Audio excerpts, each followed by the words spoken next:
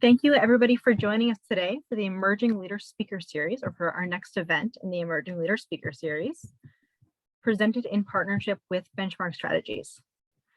My name is Kat, and I'm the Associate Director here at the Massachusetts Women's Political Caucus, and I'll be one of your moderators today. The MWPC is a nonpartisan, nonprofit organization founded 50 years ago with a commitment to civil rights and reproductive justice.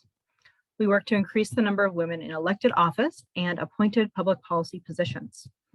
We also seek to engage women of all ages in the political process through events, workshops, and exciting programming like this series. We're thrilled to partner with Benchmark Strategies, and I'll turn it over to my friends Nicole and Jessica. Thank you, Kat. And my name is Nicole, and I'm the Assistant Vice President of Public Affairs at Benchmark Strategies. Benchmark is a Boston-based public affairs and public relations consulting firm. Our team is proud to collaborate with over 175 companies and organizations from around the world, and we're proud to partner with the Massachusetts Women's Political Caucus on our third conversation of this series. And today we are excited to hear from Brookline Select Board Chair Heather Hamilton. Hi, everyone. My name is Jessica Morris. I am also an Assistant Vice President of Public Affairs at Benchmark Strategies. I am proud to introduce Brookline Select Board Chair Heather Hamilton. Heather serves as the chair of the Select Board for the town of Brookline, the largest town in Massachusetts. With extensive experience in public administration, Heather currently works for BSC Group Incorporated, a civil engineering and environmental consulting firm in their transportation practice. Prior to this position, Heather began her career in public service, working for MassDOT, where she oversaw fleet operations, Title VI programs, and worked on successful implementation of the all-electronic tolling projects. Heather also worked for a number of public agencies, including the Department of Justice and Amtrak. During her time on Brookline's Select Board, Heather co-sponsored and worked to adopt warrant articles, including sustainability, alternative vehicle pilot programs, and senior affordable housing. She holds 2 master's degrees, one in public administration from the Harvard Kennedy School, and the other in transportation policy from George Mason University. So welcome, Select Board Chair Hamilton. Thank you so much for being here tonight. I thought I unmuted. Thank you so much for having me. I am delighted to be here. So is this the part where I kind of talk about myself, or can we just kind of go right into discussion? Yeah, we can go right into it. So Kat, Nicole, and I will be kicking off the moderated discussions. And for audience members, please feel free to submit your questions through the chat. But we'll start off with transportation, which I know is your extensive background. So we're really excited to hear from you on this. So we know you're a passionate transportation advocate with extensive background working for the state and other government agencies in this area. With Brookline having some of the best access to transit in the state, how do you bring your transportation expertise into shaping Brookline's transportation policy and approach? I wish I could take credit for all of the things that we're doing, but we have really, really good staff who I've had the pleasure to work with. Todd Corain is our transportation administrator, and he's just amazing. So it makes it so much easier. In the summer of 2019, I was approached to contemplate whether or not to allow scooters to operate on our streets. Now, a lot of people didn't like the idea, but I'm like, what could go wrong? Let's see. And it was really just me and Todd. We came up with an email address for everybody to send their complaints. We came up with a pilot program. We brought it before the board voted it, and scooters operated just in Brookline for about 7 months. And we had to come up with a way to make sure that they didn't leave Brookline, that if they did leave Brookline, that they were not a hazard to our other neighbors. And I like to think that it was fairly successful, at least for the things that I was looking for. One, I wanted to see whether or not there was as much demand as people claim. You know, you read about this stuff nationwide, but it's different when it's, in your community. And then one of the other things that we've always struggled with, we have a lot of data when it comes to automobile trips. What we don't have is a lot of data on pedestrian and bicycle trips. When we do have the data, it's one snapshot of an afternoon on a Tuesday 3 years ago. We don't have the same kind of like every 6 months trying to take that kind of data. And this was 7 months worth of 140,000 trips in a community's limits, which is only like 5 miles by 2 miles. And so I wanted that data because I wanted to see, where are people going? Where are the clusters? So if we do have an opportunity like ARPA, like, all of a sudden an infusion of a lot of federal cash, what improvements can we make that will have the most impact? You got to have data to be able to say, oh my God, everybody is trying to get from here to here. This is the transit desert.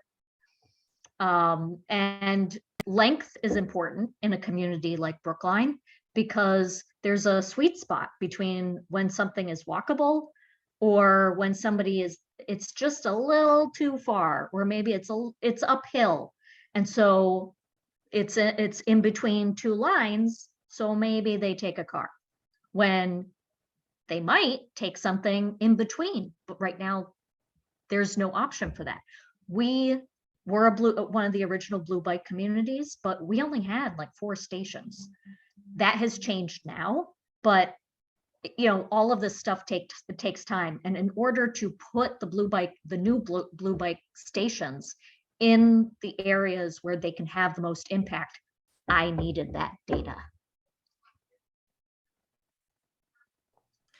Data is absolutely key in making these policy decisions, so that's very important.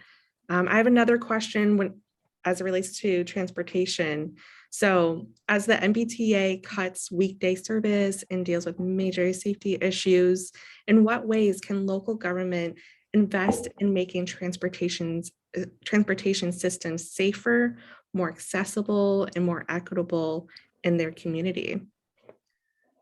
This is a very complicated question to answer in Massachusetts, and I'm sure likewise. I spent some time in DC, and understanding that the Washington Metro is controlled by 3 different jurisdictions that can't agree on what color seat cover to go on their trains. So they went with 3 different colors. It's just amazing that we don't really adequately fund our public transit, and that we don't really adequately either staff or give it the resources that it needs. And primarily, I think that's human capital these days. So what I've seen, at least working in, I worked for MassDOT, which is the parent organization of the MBTA, and now working as an elected in a local community. There's not a whole lot of jurisdiction that we have over the T. What we can do is make sure that our bus stops are plowed during the winter, right? We can help the MBTA out whenever they can't get around to something. We have partnered with the T to throw dollars at something called traffic signal prioritization. For those that don't understand what that is, when a T that is at grade, with traffic hits a light, this signal prioritization tells the light a train is waiting. And what it does is it kind of acts like when an ambulance is trying to go through an intersection, it prioritizes the T. And so it has reduced the length of time that it takes to get from Riverside, or in this case, the C line, Cleveland Circle, to downtown by 2 minutes. That may not seem like a lot, but when you face a lot of delays, it can make the difference. So those are some ways. I met with Mayor Koch.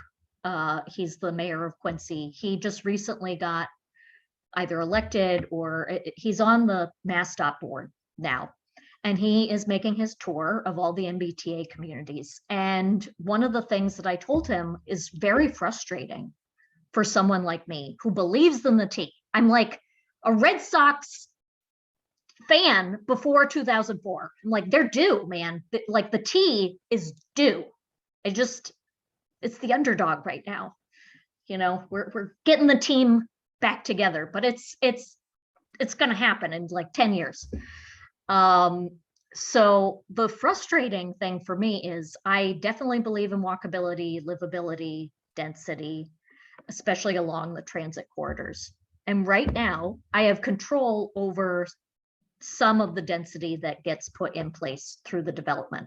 And by I mean the town, because we have zoning and we have a zoning board of appeals that, you know, oversees what somebody is proposing and says, oh, can you do this? Can you do that?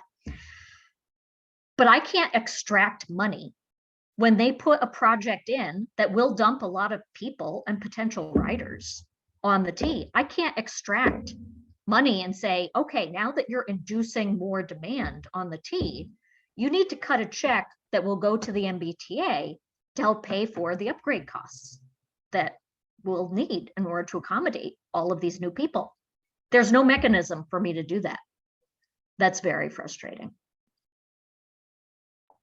Thank you so much for that. And Chair Hamilton, I have one more question. I'm just looking ahead. What do you envision is the future of urban mobility? Moving sidewalks. No. What is the future of urban mobility? I do think, especially now that gas prices are worse than they were after Katrina, people are definitely going to invest in some micro mobility. And whether that is a scooter, whether that has a seat or not, or it's a moped, I think a lot of people are going to try to figure out how to avoid using their car.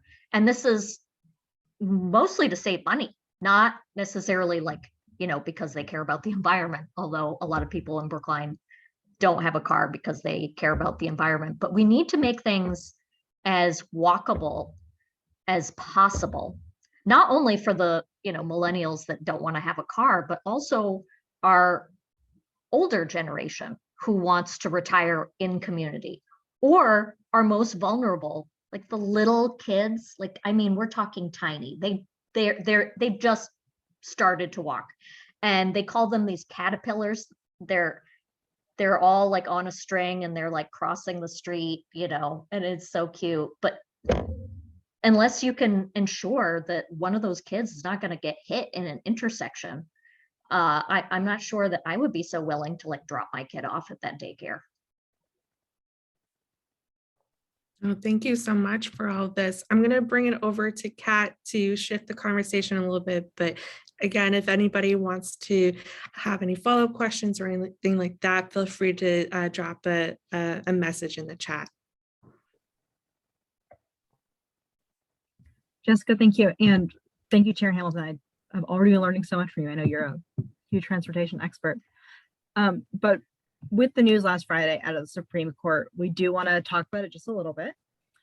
And you know, you are in local government. So following the Supreme Court decision to overturn Roe versus Wade, what steps do you believe that local governments can take to protect abortion access?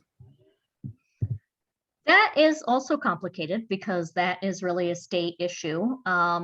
What you can do, let me take it in two parts. There's what you can do as a resident, as a private citizen. And then there's what I could possibly do as a select board member at a town level. You definitely should be reaching out to your state delegation.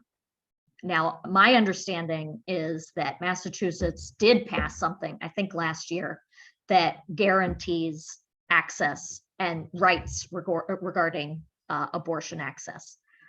I have only lived in Brookline for about 11 years. I've heard a story about 20 years ago. We have an abortion clinic in Brookline. It's you kind of have somebody has to point it out. Otherwise, you could walk by it a million times like I have to Stop and Shop, and you'd never know it's there.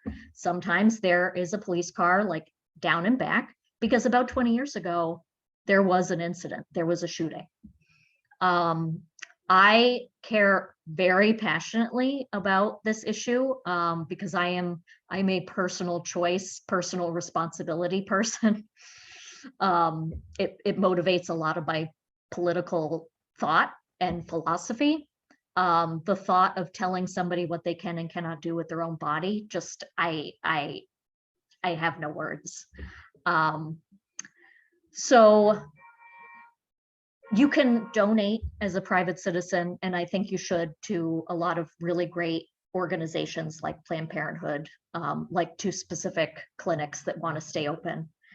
It gets a little dicey when you're a government entity trying to throw money towards a private clinic like that.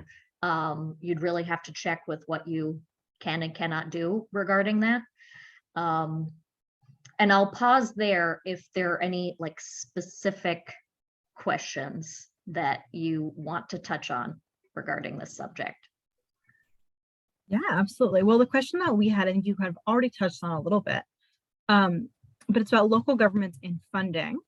And if there's a way that local governments can allocate funding to bolster resources for things like infrastructure and staffing to ensure that local health centers have the capacity in case of an increase from out-of-state patients. I think you already addressed some of that, but I'll see if anybody in the audience has questions. I know we'll be taking questions at the end, but it's probably top of mind for a lot of folks right now. I'll just add this. To my knowledge, Massachusetts really doesn't have a mandatory sex education policy in schools. That is something that we absolutely can control, and we should be providing access to prevent these pregnancies from taking place in the first place. Yeah, I think that's a great point. I do know that there is some sort of a bill this year, and anybody who's interested, put your hand up and we'll get you some information on that. Yeah, absolutely. I know the House is also, you mentioned the state. I know the House is actually in session right now talking about some of this. But that's a really great point. Thank you. If nobody has any specific questions on this, I think you've addressed ours, and I'll turn it over to Nicole, who's going to talk a little bit about local elections. Thanks, Kat. And I think too, like going off of the Roe decision and abortion rights, there's been a lot of discussion on how to get involved in elections in 2022 on both the local and state levels. So we know you ran a campaign for county office, and on your campaign trail, we saw that you once stated that all politics is local.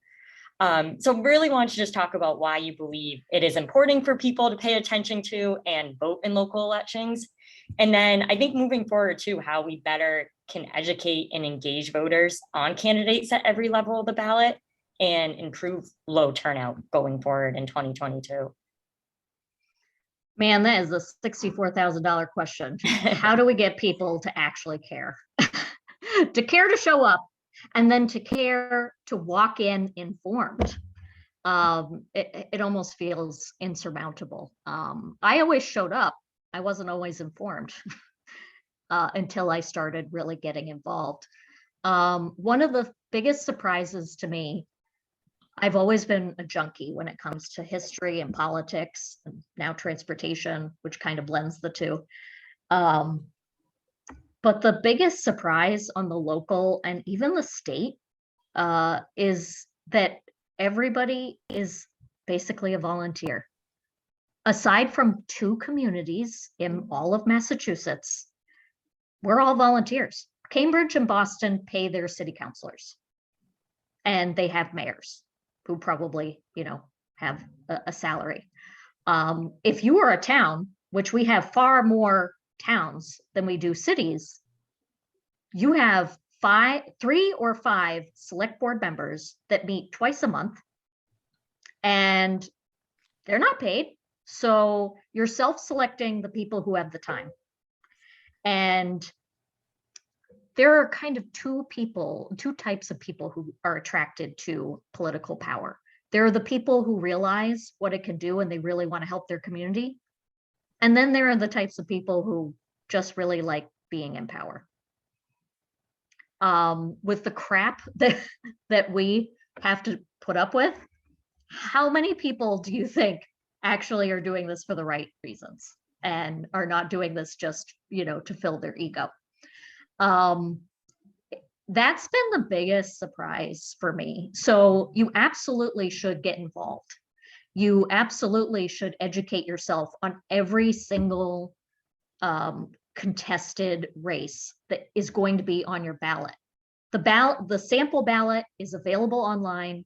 Go to it, look it up, make sure you recognize the names and you Google those people. Because the other thing that has really surprised me over the years is that people don't always walk their walk.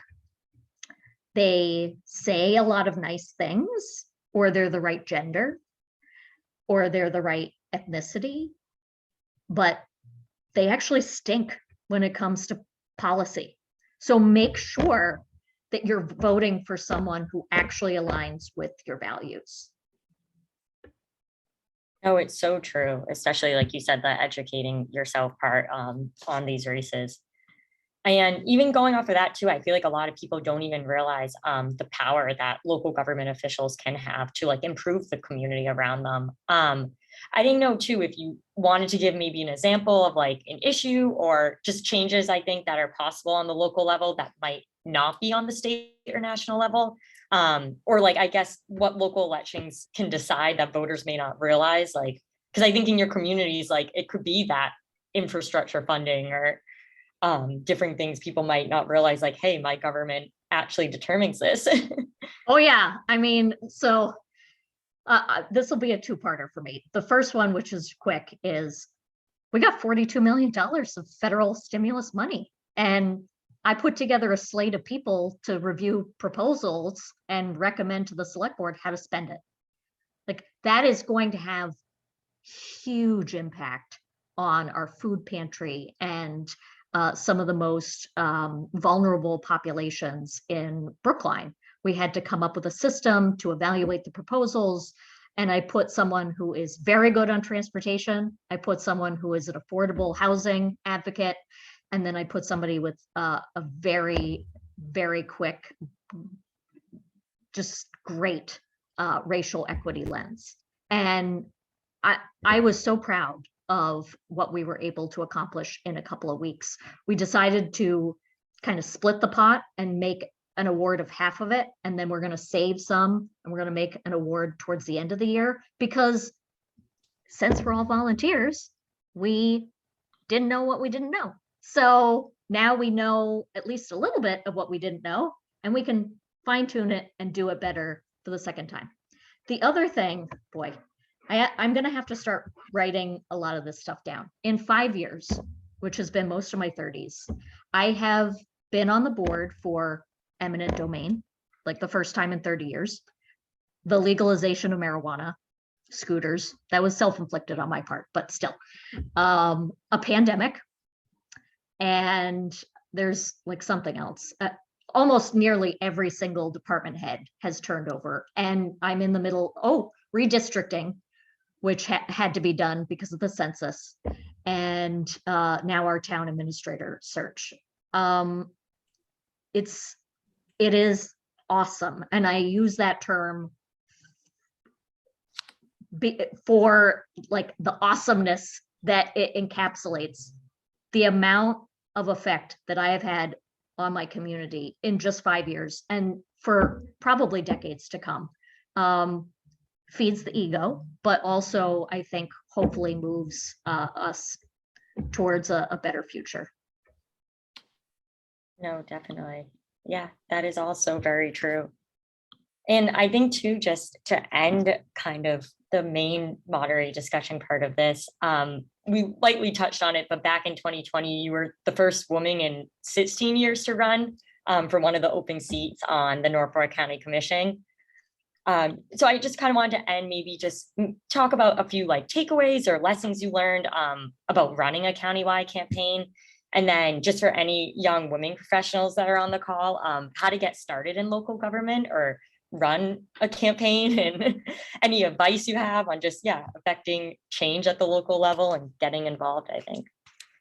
I have to say, I love campaigns. A lot of candidates don't like the campaigns, but I love meeting new people, and I really love figuring out how things work. And for this it had an unintended consequence of showing me what communities are like outside of the Brookline bubble. So when things happen that a lot of people have trouble understanding, I'm like, oh, no, okay, yeah, I got it. The first thing that I tried to do when I was running was to go on every single town's website and to find the select board names and contact information. The Brookline Select Board, our addresses, our email addresses, our phone numbers, right there on the website. How many other communities do you think have that information publicly available? Not many. One community had a email address that all 5 of them had access to. How this doesn't just automatically trigger open meeting law. It's just like, okay. There was one community where, it was the pandemic, so they just really didn't have public comment. They would just record their meetings and just post them later. So it's really interesting to see what works in one community and what is acceptable in another community. Transparency is a buzzword, and it's really interesting to see what interpretation people have of that word. The Norfolk race was very interesting because when you start to get outside of the local stuff in Massachusetts and you get into this weird state but not state, that's where you encounter kind of the old boys network and the communities like Quincy that have a lot of political power because they have a mayor and they have a city council, and those people fundraise big time. So for a select board race in any town, even in Brookline, it's a $5,000 to $10,000 race, right? In Quincy, to be on the city council, you've got $200,000 in your war chest, easy. So that creates a natural launching pad for statewide races that you're not going to get if you're on the select board from like Medway. So there's a lot of self-selecting. There's a lot of advantage depending on, where you live and what your profile is, how long you've been in town, who you're related to. It's very interesting. No, totally. I remember even you said the county commissioners themselves, like they weren't posting meeting minutes publicly, and it is crazy. They get paid Sure. over $45,000 Yeah. to attend one meeting that is less than an hour once a week. So And wild. they only control like 3 things. They control a bunch of buildings. They control the president's golf course in Quincy, which really, in my opinion, should be a municipal run golf course. And then they serve as part of the school committee for the Norfolk Aggie School. That's it. It's less than $30 million operating each year. No, it's so interesting too that you did the research ahead and went to these towns, and definitely. But thank you so much. This was a great conversation. I definitely learned a lot. And I know, Kat, we have a couple Q&A, just questions from the audience that were emailed over or written in beforehand. So if you want, we can open it up in the chat or some of the questions that were written in. Yeah, well, I know that Jessica has one, but please, keep putting your questions in the chat, either publicly or if you want to just send them to me, we can read them out. So please put your questions in the chat, but I'll let Jessica go first. Awesome. And so I know that President of Benchmark Strategies, Patrick Bench, is on the call. Thank you for being here. He has a question that he submitted. Can you share on how your experience as a senior government staff official at MassDOT inform you on how you collaborate with career government officials at the town of Brookline now that you are an elected official? I might take a little liberty on this. I got some really good advice when I was thrust into the media spotlight because of the scooter pilot program. And I got really good advice from our state rep who said, you don't necessarily have to answer the question that was asked. Answer the question you wish had been asked. So yes, I was kind of like a mid-level manager at MassDOT. And I was unexpectedly kind of thrust into this very important role. It was a $30 million operating budget statewide. I had 47 guys who were my dad's age reporting to me, and I was 29. And I had no motor equipment experience. And as a female, especially a millennial, because I think that we're kind of protected somewhat from misogyny. Not always. I've certainly now encountered it a lot more as I've moved up through the ranks. And it took me a while to name it because I didn't know what I was encountering. It wasn't the guys who reported to me that I had to worry about. It was my superiors. Every time I did well, and every time I was able to accomplish something that they hadn't been able to accomplish, suddenly I was not welcome in certain meetings, or I was, left off of something, or, they would kind of forget to invite me to things, or, there was never a lot of praise for something that I'm like, dude, you guys weren't able to do this in 3 years. I come in 3 months and I have it, here you go. So since there are a lot of women on this call, just want you to realize that's what's happening if you ever encounter that. And then, so I was very frustrated at one point working for the state. And so there's this term that's used that you have to kind of do a lateral and then up. So somebody said, hey, you should run for office. And I'm like, no, it's not a good time. I have to, I got to do the career thing first. That way people will want to vote for me because I'll know things. And he was like, that's not true. They will vote for you anyway. So all of a sudden I put all my energy into this, and this has opened a lot more doors. And if I ever do go back into state government, I will be higher than those people who are still there, who made my life very difficult. Patience.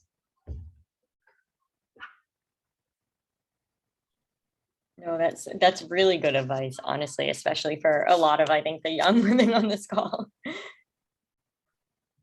And then, Kat, I don't know if you want to read or myself a question that was in the chat.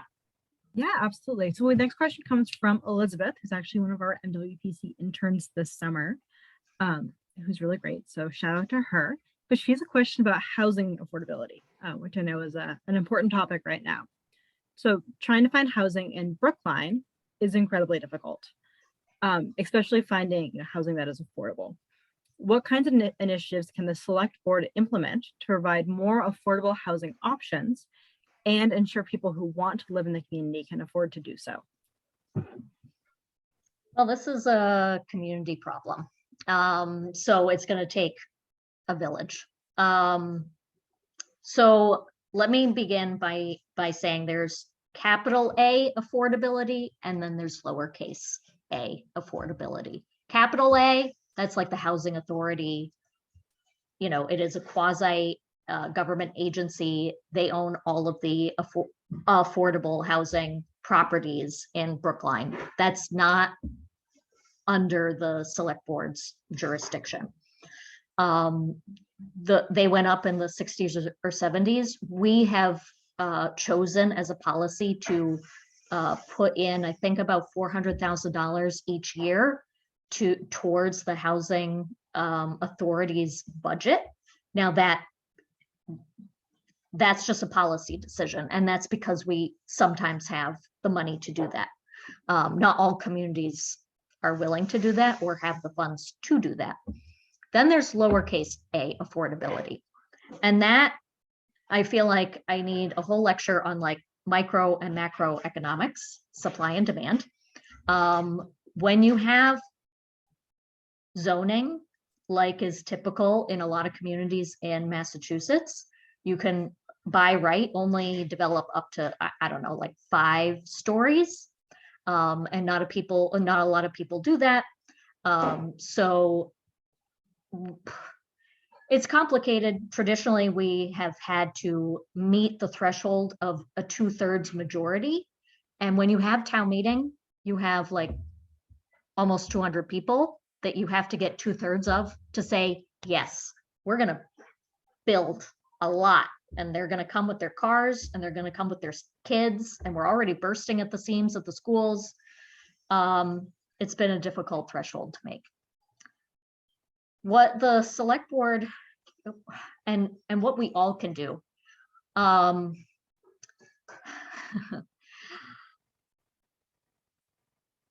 It's difficult. Costs are rising faster than we can levy taxes. So people are getting priced out. And that's not going to change. That's probably only going to get worse. So I don't really have a very good answer to this. I myself have chosen to live with roommates to, be able to afford Brookline. Not everybody is up for doing that. But I guess just, keep looking. It really is a numbers game. And I do my part to try to keep our costs on the town side down. And with each override, we try to make sure that it's not like a whole bunch of money. And we try to space them out. But it's happening everywhere. And it's especially happening in Brookline. No, so true. And I feel like everywhere these days you hear about rent increasing more and people being pushed out to the suburbs to afford a house or so it definitely is a major problem. In addition to transportation, I would say in Boston, probably the top 2 that we touched upon. So it was great to hear. Kat, I don't know. I know we have a couple other questions. I don't know if you want me to ask or just again opening it up to the audience too if anyone wants to unmute or add in the chat. Yeah, I'm happy to ask, but I know we also have a couple great ones that are close to you as well. So I'll ask the next one. But in towns across Massachusetts, often a small group of people sort of show up to public meetings, including select board meetings. And that can influence policy for the entire town. So sort of how do you balance those, those louder views, people that maybe show up and are kind of loud at the meeting with some of those quieter viewpoints? I like to be quiet, and I've gotten dinged for that from some people. Oh, I'm not out there. I'm not, banging my gong. I believe that when you have something to say it. You don't have to go on forever. And people tend to listen if you don't hog the microphone all the time. I have a horse named Raisin. And in horseback riding, you quickly learn if you're really noisy, they will start to ignore you. So be very quick with your aids and know exactly what you want to get across. People who complain and they don't leave room for a possible compromise or solution, I discount that. Somebody who I don't hear from often, but when something is important, they either take it offline and they have a one-on-one conversation with me, or they'll say something in public comment that's very thoughtful and meets the time limit.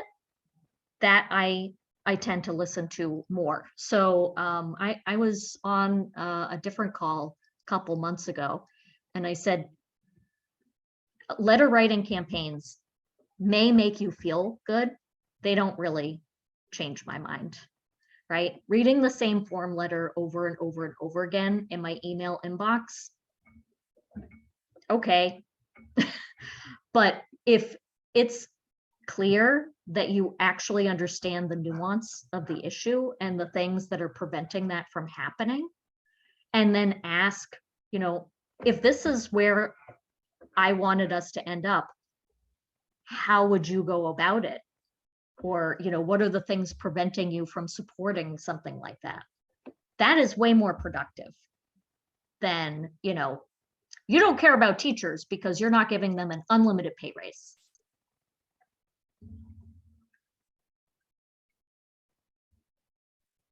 Yeah, absolutely. Thank you for sharing. That's definitely illuminating and concerned about.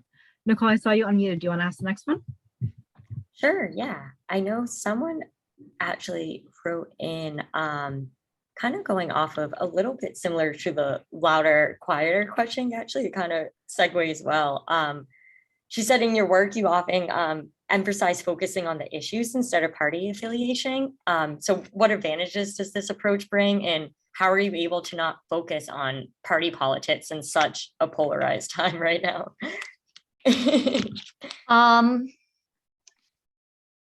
That's what attracted me to the local level.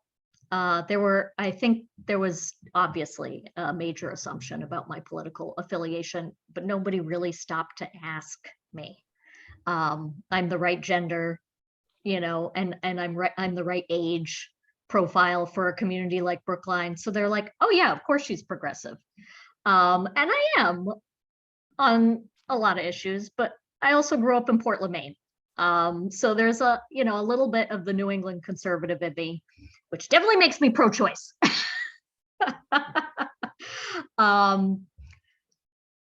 I like the issues because what I've come to discover is that when you pick a color like blue or red, people then just stop listening.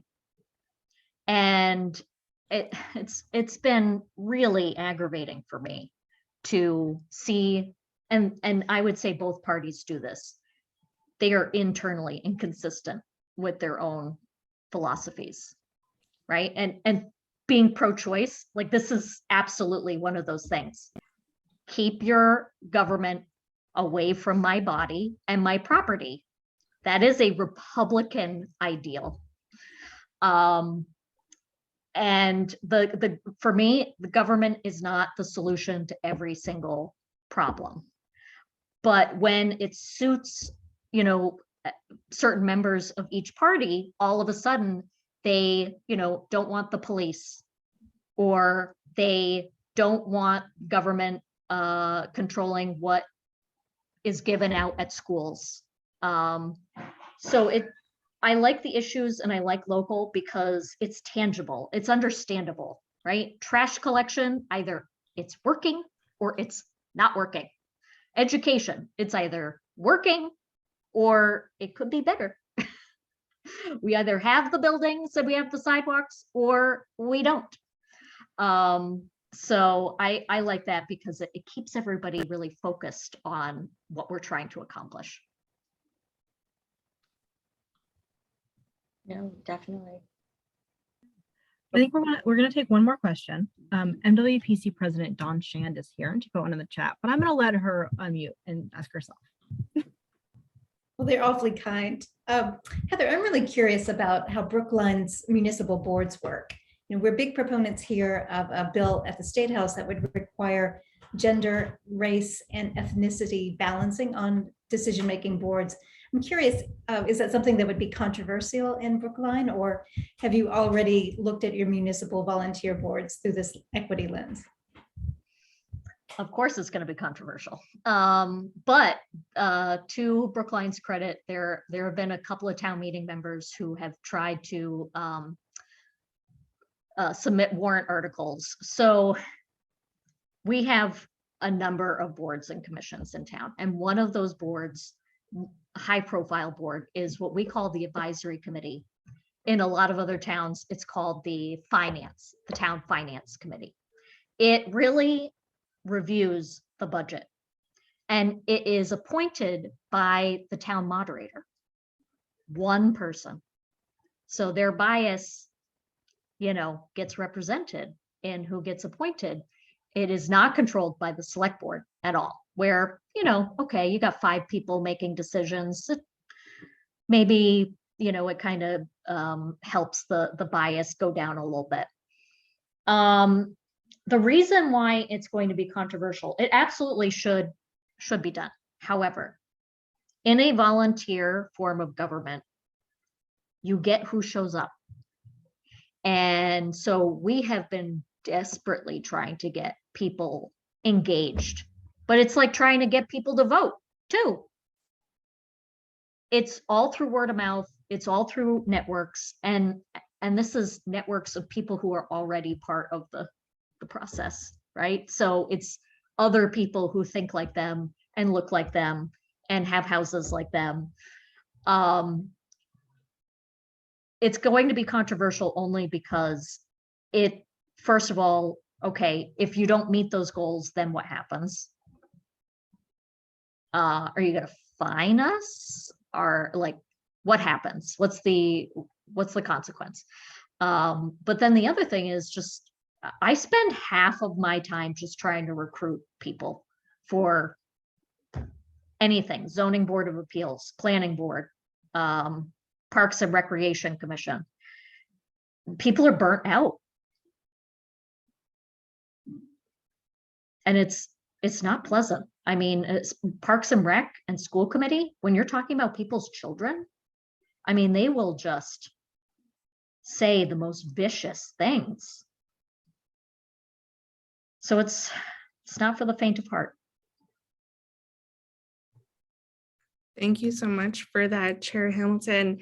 And I'm going to end on a fun note. And speaking about being burnt out, I know for me, seeing my dog is a great way to just, get some love from our animal companions. And I know that you have many. So you mentioned Raisin, but I just wanted to ask a little bit about your love for animals. Oh man, I could go on, but I won't. So I went into a cat shelter a couple years ago, went in for one, came out with 2, and I only rescue older pets. I think that they're more grateful. And you know what you're getting. The tires have been kicked at that point. So I had 2 cats. Sadly, Georgette passed away last year. She had a good run. And Rico is my only fur baby now, but Raisin, oh man, he has taught me so much about myself that I did not realize, which is that I take a long time to fall in love, and that I really, really need to be challenged. I love that. That's amazing.